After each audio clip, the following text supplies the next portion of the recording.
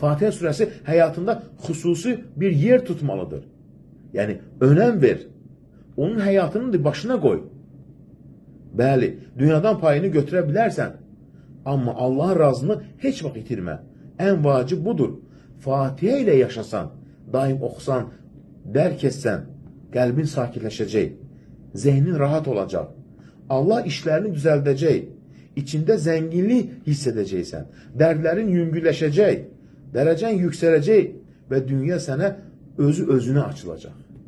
Çünki Fatihə surəsi Allahla bir diyaloqdur, yalvarışdır. Baxın deyir, Fatihə surəsi mənə nəyi öyrətdi? Həqiqi müsəlman hər vəziyyətdə Allaha həmd edən insandır. Elhamdülillahi Rabbil aləmin. Çünki o bilir ki, başına gələn hər bir hal, istər kədər olsun, istər sıxıntı Allahın izni ilədir və imanın bir sınağıdır. Bu anlayış qəlbini sakitləşdirər və hər şeyə həmdlə, yəni razılıq və təslimiyyətlə baxa bilər qəlbin.